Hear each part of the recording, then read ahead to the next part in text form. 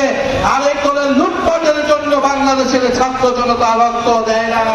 এই বিএনপি সরকার ক্ষমতায় আসার আগে বলেছিল ১.৫ বছরে 18 মাসে তারা ১ কোটি কর্মসংস্থান তৈরি করবে। কয় কোটি? ১ কোটি কর্মসংস্থান। 4 মাস গিয়েছে, কয়টা কর্মসংস্থান তৈরি হয়েছে? একটাও কর্মসংস্থান তৈরি হয় নাই। যে বাজেট দিয়েছে সেই বাজেটে কোনো কর্মসংস্থানের রূপরেখা পর্যন্ত নাই। এরপরে আমরা বলেছি বিদ্যুৎ বিভ্রাট, বিদ্যুৎ সংকট নিরসন করতে হবে। শেখ হাসিনা সরকার কোটি কোটি টাকা লুটপাট করেছে বিদ্যুতের নামে দুর্নীতি করে। এবং আপনারা জানেন যে সারা দেশে এখন লোডশেডিং হচ্ছে, 7 ঘন্টা 8 ঘন্টা করে লোডশেডিং হচ্ছে, কারেন্ট থাকতেছে না। সখীপুরে কি কারেন্ট থাকে? লোডশেডিং হয় কিনা? যদি লোডশেডিং হয় তাহলে এই বাজারগুলা কিভাবে চলবে? যদি লোডশেডিং হয় শিল্প কারখানা কিভাবে চলবে? যদি লোডশেডিং হয় তাহলে কৃষিতে সেচ ব্যবস্থা কিভাবে হবে? যদি লোডশেডিং হয়, যদি বিদ্যুৎ সংকট নিরসন না হয় তাহলে কোনোভাবেই দেশের অর্থনীতি নিরসন করা সম্ভব নয়। ফলে আমরা দাবি জানাচ্ছি দ্রুত সময়ের মধ্যেই বিদ্যুৎ সংকট নিরসন করতে হবে, অবৈধ চুক্তি বাতিল করতে হবে এবং দুর্নীতি লুটপাট বন্ধ করতে হবে। আমরা আরো দাবি জানিয়েছি যে দ্রব্যমূল্যের ঊর্ধ্বগতি নিয়ন্ত্রণ করতে হবে। নিত্য প্রয়োজনীয় চাল, ডাল, তেল, গ্যাস, চিনি এই সব কিছুর দাম কমাতে হবে। সিলিন্ডার গ্যাসের দাম হয়েছে কয়েক গুণ, বিদ্যুতের দাম 17% বৃদ্ধি করেছে এই সরকার আসার পরে। আন্তর্জাতিক যুদ্ধে ইরান আমেরিকা যুদ্ধের দোহাই দিয়েছে, সেই যুদ্ধ কিন্তু এখন শেষের পথে এবং আন্তর্জাতিক বাজারে কিন্তু তেলের দাম কমিয়ে দিয়েছে, কিন্তু বাংলাদেশে এখনো জ্বালানির দাম কমে নাই। কমেছে? তেলের দাম কমে নাই, বরং সিলিন্ডারের দাম বাড়ানো হয়েছে, বিদ্যুতের দাম 17% বাড়ানো হয়েছে। আমরা এছাড়া আরো বলেছি সীমান্তে আমাদের ভাই বোনদেরকে হত্যা করা হচ্ছে, ভারতীয় নাগরিকদেরকে পুশিং করা হচ্ছে বাংলাদেশে অবৈধ বাংলাদেশি বলে, এবং আমাদের স্বরাষ্ট্রমন্ত্রী আমাদের যারা সরকারের দায়িত্বে রয়েছে তারা এই সীমান্ত হত্যাকে অস্বীকার করছে। তারা পুশিং বন্ধে কোন কার্যকর উদ্যোগ গ্রহণ করতে পারছে না। আমরা বলবো রোহিঙ্গাদেরকে এরকম বাংলাদেশে প্রবেশ করিয়ে বাংলাদেশের উপর একটা বোঝা চাপিয়ে দেওয়া হয়েছে। এখন পশ্চিমবঙ্গ থেকে, আসাম থেকে বাংলাদেশে আবারও অবৈধ বাংলাদেশি বলে ভারতীয় নাগরিকদেরকে প্রবেশ দিয়ে বাংলাদেশিদের উপর আরেকটা বোঝা চাপানোর পায়তারা বন্ধ করতে হবে। সরকারকে দৃঢ়ভাবে ভারতের সাথে কথা বলতে হবে এবং এই অবৈধ পুশিং বন্ধ করতে হবে।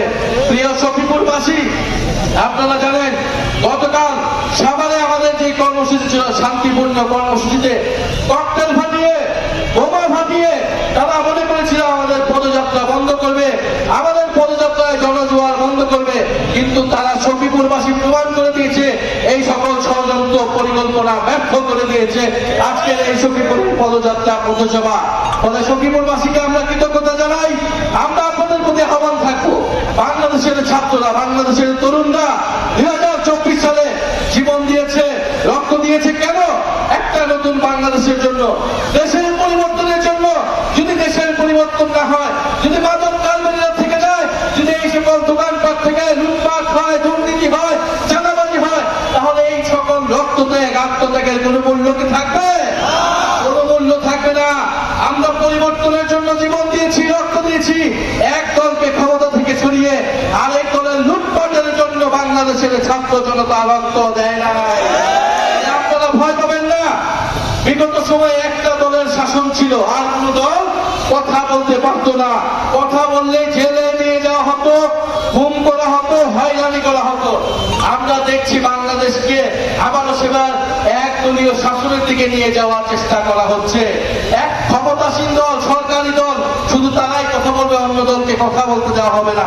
সংসদে আমাদেরকে কথা বলতে দেওয়া হয় না।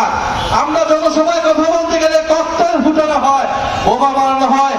এই একদলীয় শাসন যদি আবার শুরু করার কথা কেউ ভাবে, আওয়ামী লীগের পরিণতির কথা আপনারা ভাববেন। 16 বছর একদলীয় শাসন করে দিল্লিতে হেলিকপ্টার নিয়ে পালাতে হয়েছিল।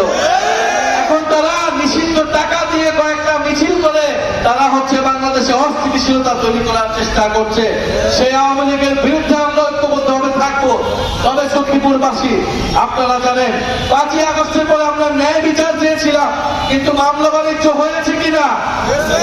এই সখীপুর সহ, টাঙ্গাইল সহ সারা বাংলাদেশে সাধারণ মানুষের বিরুদ্ধে, ব্যবসায়ীদের বিরুদ্ধে শত শত মানুষকে 200-300 মানুষকে মামলায় দিয়ে মামলা বাণিজ্য করা হয়েছে। কারা করেছে আপনারা জানেন। ভোটের আগে কারা তাদেরকে জিম্মি করে টাকা দিয়েছে তাও আপনারা জানেন। ফলে আমরা বলবো আপনারা ন্যায় বিচার করেন, আওয়ামী লীগের দলগত বিচার করেন, কিন্তু নিরীহ মানুষকে, নিরীহ ব্যবসায়ীদেরকে আপনারা মামলা বাণিজ্য করে লুটপাট করবেন, তাদের থেকে টাকা আদায় করবেন, এটা হতে দেওয়া যাবে না। সখীপুরবাসী, আপনাদের প্রতি আহ্বান থাকবে, আমাদের জাতীয় নাগরিক পার্টি এনসিপি সখীপুরে সক্রিয় আছে, আমাদের এখানকার উপজেলা আহ্বায়ক আছে, আমাদের এখানকার পৌরসভার মেয়র প্রার্থী আছেন। আপনারা তাদের নেতৃত্বে সখীপুরবাসীর লুটপাট, দুর্নীতি,